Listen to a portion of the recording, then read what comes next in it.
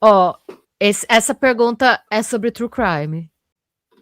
Qual o primeiro caso criminal que cada uma lembra que mexeu tanto com vocês a ponto de vocês ficarem intrigadas e obcecadas a ponto de pesquisar tudo e mais um pouco sobre aquilo? Sempre tem um primeiro, sei que todo criminzeiro passa por isso. Quer falar o seu? O meu eu já falei no episódio, é o do Adnan Syed, foi o primeiro episódio, foi o primeiro caso. Eu já tinha começado a gostar mais de true crime, eu sempre gostei de umas coisas meio trevosas, assim, meio de crime, de horror. E daí uma amiga no trabalho, eu comecei a trabalhar numa fábrica, e era pesado, e daí a gente tinha eu ficava com fone de ouvido, ouvindo, e daí a menina falou: "Você já ouviu Serial?" Eu falei: "Não". Daí eu comecei a ouvir o Serial. Como que é o nome agora? Ouvi o podcast da Arábia, que é o da amiga a irmã do amigo do Adnan, que ela era advogada e ela enviou para Sarah os papéis do julgamento para undisclosed, que ela enviou para Sarah fazer o Serial. Só que a Sarah deixou muita coisa de fora do Serial, ela deixou a pergunta se ele era inocente ou não em aberto. E daí a Arábia não gostou. Não é que ela não gostou, ela falou: se eu quiser provar a inocência dele, eu preciso fazer o próprio podcast. E ela fez com 2 professores de direito.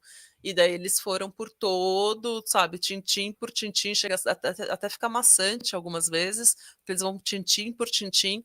E eu estudei tudo desse caso, assim, eu acho que eu fiquei meio obcecada. Mas é esse.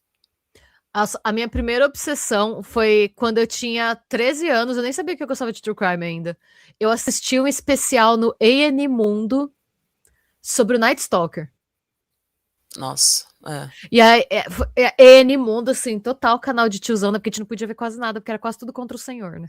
Tinha alguns canais que dava pra eu ver em casa. E tava assim, eu largava às vezes rodando e ficava desenhando na sala, enquanto a TV ficava passando coisas aleatórias. E aí passou isso, eu ouvi, eu fiquei obcecada, porque eu nunca tinha visto nada de crimes reais. Foi meu primeiro contato com crimes reais, assim. Eu achei absurdo. Eu pensei, gente, parece uma história de filme. E é de verdade, aconteceu. Como que todo mundo não sabe de... Todo mundo sabia, só que eu tinha acabado de descobrir, né? E aí eu lembro que eu fiquei super obcecada. Eu aprendi tudo sobre o caso e aí a vida seguiu e eu esqueci.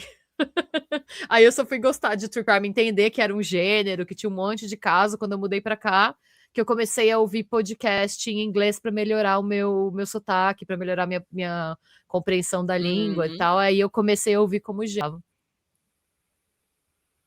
Ó, Givian falou que com 13 anos ela leu Helter Skelter e ficou obcecada com a história do Charles Manson. Eu fiquei fascinada com essa história um tempo quando saiu um podcast que só sobre 5 ou 6 episódios. É muito bom esse podcast, inclusive. Toda vez que se fala em Charles Manson, eu falo: ai, gente, não. Tem gente que eu não consigo, sabe? Ele é um dos que toda vez que... Ele e o Jack the Ripper, quando começam a falar, eu já tô... eu não quero falar dessa pessoa, é muito chato, não aguento mais. Entraram 2 perguntas da Júlia. Vocês têm algum gatilho, tipo algo específico que faz mal ou não conseguem relatar a respeito? Eu não consigo ouvir quando envolve violência com animais. Eu tenho muito problema de fazer caso de violência com criança. Tipo, Sylvia Likens, eu sei que é um caso que vai ser muito difícil fazer, porque eu não consigo nem ouvir. Eu sei que eu tô I'm in for a treat para o episódio de semana que vem. Eu já sei, eu vou me preparar mentalmente para isso, mas assim, eu consigo. Você tá falando e eu só vendo assim, deletar roteiro. Não tem problema. Se eu não tenho que pesquisar, para mim não é tão ruim. Você já fez outros casos assim que são difíceis, mas quando você pesquisa é diferente, porque quando a gente vai gravar e é um roteiro seu, eu vou ser exposta a esse conteúdo por 2 horas, 3. Se eu tô pesquisando, são 15 horas, porque fora o tempo que eu tô escrevendo, eu tô ouvindo documentário sobre, eu tô ouvindo livro, ou tô lendo, é muito mais tempo de exposição. Então, é um negócio que, assim, eu não... É muito difícil pra mim. E você? Você tem? Às vezes você pode não ter, e tá tudo bem também. Eu tenho algumas coisas que eu não, tipo, eu não gosto de ouvir nada, na verdade, desse tipo de coisa, né? Eu sempre, todos os casos me dão gatilho, mas eu não acho que eu tenho um gatilho na vida, assim, eu não tenho nada na vida que me faça muito mal.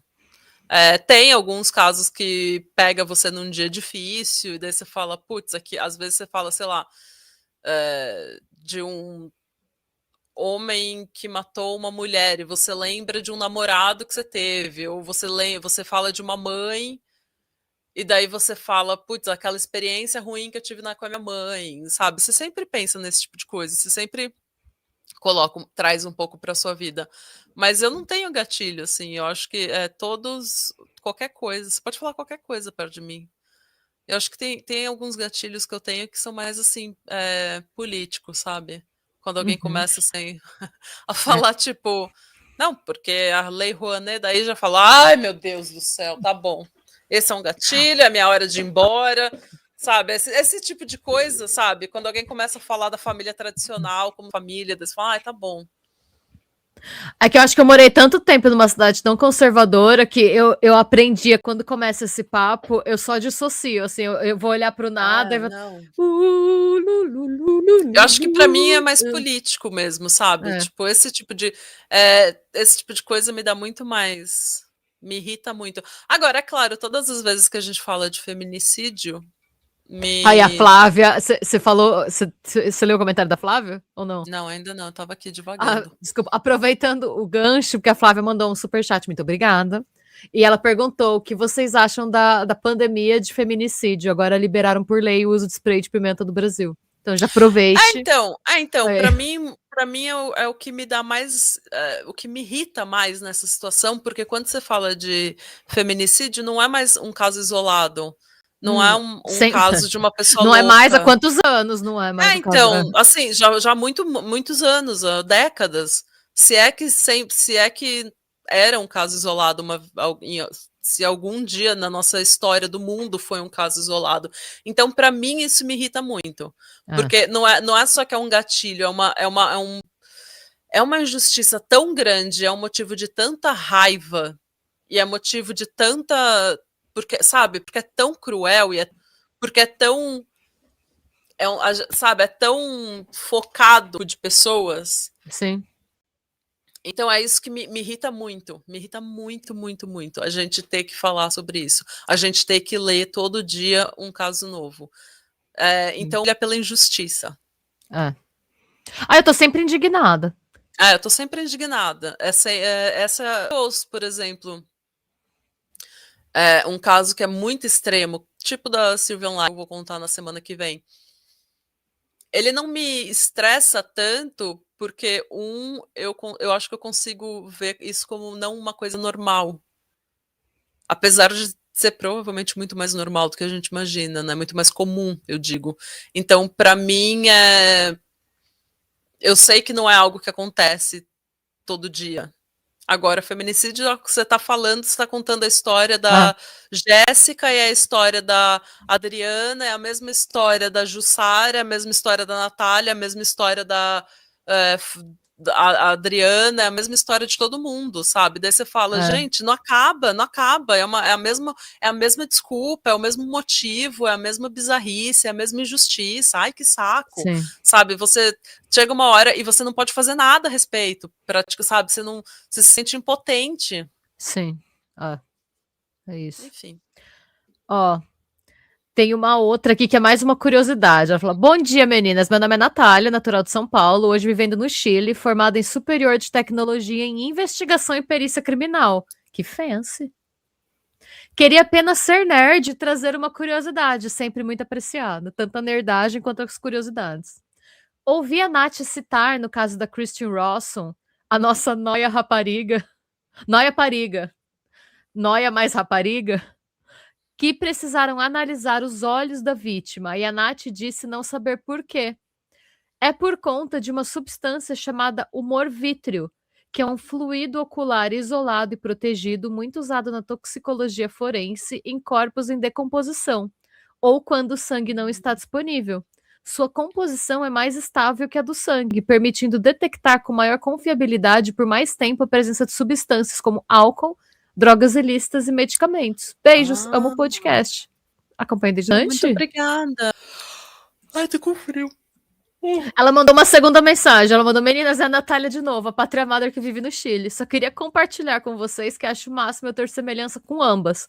Primeiro, que também me chamo Natália, assim como a Nath. Segundo, que também nasci em São Bernardo do Campo, ou São Berlondres, como a Renata. Amo o podcast e queria perguntar como foi a adaptação de vocês aí na Europa. Também sou imigrante, algo que elogio em mim é justamente o senso de humor brasileiro.